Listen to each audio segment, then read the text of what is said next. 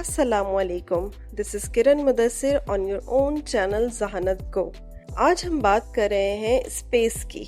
Space को आप एक ग्रिड से मॉडल कर सकते हैं, स्पेस को आप एक चादर से मॉडल कर सकते हैं, और अगर इसके अंदर आप वजनी चीज रखेंगे, एक वजनी पत्थर रखेंगे, तो वहाँ कर्वेचर आ जाएगा, गड्ढा पड़ जाएगा। बिल्कुल ऐसे ही हमारी स्पेस भी है। जब हम इसमें सूरज रखते हैं, जब इसमें सितारे रखे जाते हैं, जब इसमें ब्लैक होल्स रखे जाते हैं, तो वहाँ पर गड्ढे पड़ने शुरू हो जाते हैं, यानी कर्वेचर आ जाता है। और इस कर्वेचर की वजह से हमें एक फोर्स फील होती है, जिसे फोर्स ऑफ ग्रेविटी कहा जाता है। स्पेस के बारे में हम ये जानते हैं कि वो फ्लेक्सिबल है, वो अपनी शक्ल बदल सकती है। लेकिन अब मैं आपको ये बताने जा रही हूँ कि स्पेस फ्लो भी करती है। ये आपके लिए एक नई टर्म होगी, लेकिन जिस तरीके से पानी नदी में फ्लो करता है, दरियाओं में बहता है, उसी तरीके से स्पेस भी बहती है। इसे समझने के लिए हम सबसे पहले एक मिसाल लेते हैं, जमीन।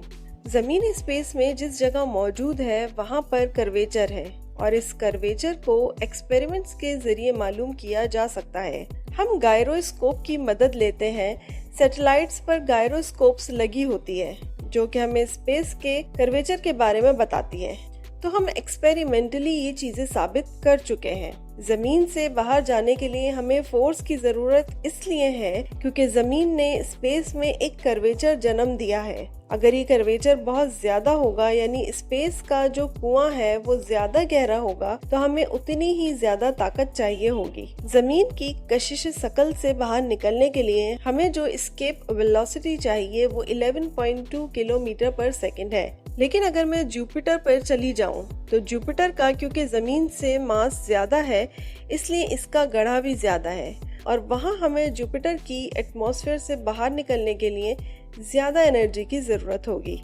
चलें हम सूरज की तरफ चलते हैं। सूरज का मास हमारे सोलर सिस्टम में सबसे ज्यादा है, और इसीलिए सूरज स्पेस में बहुत बड़ा कर्वेचर पैदा करता है। अगर आप सूरज की एस्केप वेलोसिटी को देखें, तो सूरज की एस्केप वेलोसिटी कैलकुलेट करना बड़ा सिंपल है, जो बनती है 618 किलोमीटर पर सेकंड, जबकि जमीन की एस्केप वेलोसिटी कहती है 11.2 किलोमीटर पर सेकंड, और सूरज की एस्केप वेलोसिटी है 618 किलोमीटर पर सेकंड। तो इससे आपको अंदाजा होगा कि स्पेस में कितना बड़ा खम्भ है, कितना बड़ा कर्वेचर है। सूरज की ग्रेविटी कितनी ज्यादा है, जिससे निकलने के लिए हमें इतनी ज्यादा फोर्स की जरूरत है कि अगर हम सूरज से आगे निकलें और न्यूट्रॉन स्टार की तरफ जाएं, क्योंकि न्यूट्रॉन स्टार की ग्रेविटी बहुत ज्यादा होती है। न्यूट्रॉन स्टार 15 से 20 किलोमीटर का डायोमीटर रखता है, और इतने थोड़े डायोमीटर में डेंसिटी ऑफ मीटर बहुत ज्यादा होती है, यानी इसके अंदर जो मैटर है वो कूट कूट कर भरा होता है। तो अब इसकी ग्रेविटी बहुत ज्यादा है, यानी इसके गिर्द स्पेस का जो खम है वो बहुत ज्यादा है, और अगर हमने इससे बाहर निकलना है तो हमें स्पीड ऑफ लाइट का 1/3 स्पीड चाहिए। न्यूट्रॉन स्टार से बाहर निकलने के लिए इस वक्त हमारे पास कोई ऐसी टेक्नोलॉजी नहीं है जिसके जरिए हम न्यूट्रॉन स्टार की एटमॉस्फेयर से बाहर निकल सकें। इंसान इस वक्त 0.0001% स्पीड ऑफ लाइट से मूव कर सकता है, यानी इतनी कम स्पीड के साथ हम इस वक्त की टेक्नोलॉजी के साथ मूव कर सकते हैं। इसलिए न्यूट्रॉन स्टार से बाहर निकलना फिलहाल हमारे बस में नहीं है। लेकिन बहुत से साइंसदान ये कहते हैं कि हम इस बायोलॉजिकल हालत में 50% स्पीड ऑफ लाइट को अटेंड कर सकते हैं, इससे ज्यादा नहीं अटेंड कर सकते। तो इस लिहाज से 1/3 को हम अचीव कर सकते हैं फ्यूचर में। लेकिन इस वक्त अगर हम न्यूट्रॉन स्टार की ग्रेविटी व्हील में जा चुके हैं, तो हम वहां से बाहर नहीं निकल सकेंगे। चले अब न्यूट्रॉन स्टार से भी आगे चलते हैं और हम ब्लैक होल की तरफ जाते हैं। ब्लैक होल फिक्स्ड वॉल्यूम में है, और हमने और ज्यादा मैटर को स्टफ कर दिया। तो अगर हम सूरज का एक फिक्स्ड वॉल्यूम ले लें, लेट्स सपोज 1 किलोमीटर क्यूब, तो सूरज की जो डेंसिटी होगी वो भी कम होगी, और इसका मास न्यूट्रॉन से कम होगा। और अगर हम ब्लैक होल की तरफ जाएं, तो इसका मास और डेंसिटी ज्यादा होगी। लेकिन अगर आप ये कहें कि सूरज तो बहुत छोटा होता है और ब्लैक होल तो बहुत बड़े होते हैं, तो इस बात को हम ऐसे समझ सकते हैं कि अगर हम एक फिक्स्ड डब्बे की बात करें, जैसे चाय का डब्बा, और सूरज का इतना हिस्सा लें, न्यूट्रॉन स्टार का इतना हिस्सा लें और ब्लैक होल का भी इतना ही हिस्सा लें, तो फिर आपको पता चलेगा कि ब्लैक होल का मास, इस डब्बे में जो मास है वो बहुत ज़्यादा होगा। इसलिए जब छोटे से वॉल्यूम में मास इतना ज़्यादा स्टिफ किया जाता है तो आपके पास बहुत ज़्यादा ग्रेविटी की फोर्स आपको फील होती है। अब हम ब्लैक होल की तरफ जा रहे हैं और ब्लैक होल आप देखें तो ग्रेविटी व्हील कितना बड़ा है, और ब्लैक होल वो जगह है जहाँ पर स्पेस के अंदर की तरफ, बाहर से अंदर की तरफ फ्लो करना शुरू कर देती है। जी हाँ, स्पेस भी फ्लो करती है, बहती है, और स्पेस इस ब्लैक होल की बाहर की तरफ से अंदर की तरफ फ्लो करती है, बिल्कुल वैसे ही जैसे कि आप ये आबशार देख रहे हैं। इस आबशार का पानी जिस तरीके से नीचे गिर रहा है, यह आबशार का पानी स्पेस है, और ब्लैक होल में एक बाउंड्री ऐसी आती है जहाँ पर इस पानी की बहने की रफ्तार स्पीड ऑफ लाइट से ज्यादा हो जाती है। इसका मतलब ये है कि अगर एक मछली है और वो बहते बहते, तैरते तैरते आबशार के करीब आ गई, तो अब वो वापस जाना उसके लिए बहुत मुश्किल हो जाएगा। एक बाउंड्री है जिससे अगर वो आगे आ गई तो पानी इतनी तेजी से फ्लो करेगा कि वो वापस नहीं जा सकेगी, और अगर पानी स्पीड ऑफ लाइट से ज्यादा तेजी से फ्लो कर रहा है तो फिर वो स्पीड ऑफ लाइट की रफ्तार से भी वापस जाने की कोशिश करे तो वो तैरकर वापस नहीं जा सकती। आप देख सकते हैं कि डैम में भी इसी तरह के पानी के ड्रेन्स होते हैं। अगर आप यहाँ से वापस जाने की कोशिश करेंगे तो आपको बहुत ज्यादा फोर्स की जरूरत होगी, और अगर ये पानी स्पीड ऑफ लाइट से ज्यादा तेजी से नीचे की तरफ आ रहा है, जो कि एक हाइपोथेटिकल बात है, मैं आपको समझाने के लिए बता रही हूँ, तो आप स्पीड ऑफ लाइट से भी वापस जाने की कोशिश करेंगे तो आप वापस नहीं जा सकते।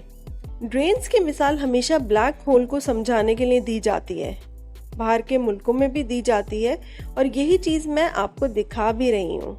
तो यहाँ पर स्पेस तैरती है और वो ब्लैक होल के अंदर की तरफ जाती है। ब्लैक होल के अंदर सिंगुलैरिटी को अप्रोच कर रहे हैं। वहाँ पर क्या होता है उसके बारे में रावी खामोश है। मैं आपको इस बाउंड्री की तरफ लेकर चलती हूँ जो ब्लैक होल के बाहर की तरफ होती है, जिसे इवेंट होराइजन कहा जाता है। इवेंट होराइजन वो जगह है, अगर तो आप इससे पीछे हैं तो अब आपके पास चांसेस हैं कि आप ब्लैक होल से वापस जा सकते हैं, लेकिन अगर आप किसी भी वजह से ब्लैक होल के इवेंट होराइजन से आगे आ गए तो अब स्पेस इतनी तेजी से अंदर जा रही है और कोलैप्स हो रही है कि आपके पास वापस जाने का कोई चांस नहीं है। इसलिए इवेंट होराइजन वो बाउंड्री है जिसके पीछे हम देख नहीं सकते, क्योंकि इस बाउंड्री के पीछे क्या हो रहा है हमें कोई इन्फॉर्मेशन नहीं मिलती। इसके अंदर जब हम ग्रेविटी व्हील की तरफ जाते हैं ब्लैक होल के, तो इसका एंड होता है एक सिंगुलैरिटी की तरफ। ये सिंगुलैरिटी आइंस्टाइन की इक्वेशंस में आ रही थी। बहुत से लोगों का ख्याल है कि आइंस्टाइन ब्लैक होल्स को इस तरीके से रिकॉग्नाइज नहीं करते थे, हालांकि वो उनको इक्वेशंस के सॉल्यूशन में लाए थे। बहुत से लोग ये समझते हैं कि आइंस्टाइन ब्लैक होल्स को इस तरीके से विजुअलाइज नहीं करते थे जिस तरीके से आज हम कर रहे हैं, और इसमें काफी हद तक सदाकत भी है। लेकिन आइंस्टाइन की इक्वेशन में हमें पता चलता है कि ब्लैक होल के अंदर सिंगुलैरिटी मौजूद है, सिंगुलैरिटी आती है, और जब फिजिक्स में सिंगुलैरिटी आती है इसका मतलब ये है कि हमें मालूम नहीं है कि यहाँ पर क्या है। यहाँ पर कुछ ना कुछ ऐसी चीज है जिसे हम समझ नहीं सकते। इस वक्त हमारा जो नॉलेज बेस है, हमारे पास जो टूल्स हैं वो नाकाफी हैं इसे समझने के लिए। अगर मैथमेटिक्स में सिंगुलैरिटी आती है तो इसको बिल्कुल डिफरेंट तरीके से ट्रीट किया जाता है, लेकिन फिजिक्स में सिंगुलैरिटी का मतलब ये है कि यहाँ पर हमें समझ नहीं है। तो फ्लो करती है स्पेस सिंगुलैरिटी की तरफ, और सिंगुलैरिटी वो पॉइंट है जहाँ पर इनफाइनाइट डेंसिटी है और इनफाइनाइट स्पेस का कर्वेचर होता है, यानी हम इनफाइनाइट होता है, इनफाइनाइट डेंसिटी है। और बड़े बड़े साइंसदान कहते हैं कि इस जुमले का क्या मतलब है ये हमें भी नहीं पता, हम नहीं जानते। हमने ये जुमला तो बना लिया है लेकिन इसके बारे में हम नहीं जानते। हमारी मैथमेटिकल मॉडलिंग ये कह रही है, तो इसका ये मतलब नहीं है कि बहुत से लोग फौरन कहना शुरू कर दें कि जी वो साइंसदानों को तो पता नहीं है, जी इनको खुद नहीं पता। इसका मतलब ये है कि हमारा मैथमेटिक्स हमें समझा रहा है कि अभी आपको किसी और किस्म के इल्म की जरूरत है जो कि आगे इस सिंगुलैरिटी के बारे में हमें बता सके। वो इल्म क्वांटम मैकेनिक्स से भी आ सकता है, वो इल्म किसी और थ्योरी से भी आ सकता है, स्ट्रिंग थ्योरी से भी आ सकता है। इसलिए सिंगुलैरिटी का मतलब है कि अभी कोई चीज हम मिस कर रहे हैं, हमारे पास पूरा इल्म नहीं है, इस जगह को और ज्यादा देखने की जरूरत है। सो स्पेस के अंदर चलेंगे और जब स्पेस के अंदर आप इवेंट हराइजन से आगे चले जाते हैं तो इस वक्त अगर तो एक ब्लैक होल छोटा है तो ब्लैक होल मेरे पाँव पर जो फोर्स एक्सर्ट करेगा और जो मेरे सर पर फोर्स एक्सर्ट करेगा वो बहुत ही डिफरेंट होगी। और जब पाँव पर बहुत ज्यादा फोर्स एक्सर्ट होगी तो आहिस्ता आहिस्ता क्या होगा, मैं खिंचना शुरू हो जाऊंगी, लंबा होना शुरू हो जाऊंगी और बिल्कुल ऐसे जैसे स्पैगेटीज होती हैं, मैं आपकी तस्वीर भी यहाँ पर दिखा रही हूँ, इस किस्म की हो जाऊंगी। मैं ब्लैक होल के अंदर जा चुकी हूँ। बाहर क्या नजर आएगा वो हम आगे डिस्कस करेंगे कि बाहर के लोगों को क्या नजर आएगा, लेकिन अंदर मेरे पाँव लंबे होते जाएंगे और मेरा जो ऊपर वाला धड़ है वो शायद इतना लंबा नहीं होगा, इसलिए मैं एक स्पैगेटी की शक्ल इख्तियार कर लूंगी। क्या सारे ब्लैक होल्स ही ऐसा हाल करते हैं? जी नहीं, सारे ब्लैक होल ऐसा हाल नहीं करते। हम कुछ खास किस्म के ब्लैक होल्स की बात कर रहे हैं जिसे हम अपनी अगली आने वाली वीडियो में कवर करेंगे। मुझे उम्मीद है कि आपको ये वीडियो बहुत पसंद आई होगी। अपने लाइक और कमेंट से हमें जरूर बताइएगा। अगली वीडियो तक के लिए अल्लाह हाफ़िज़।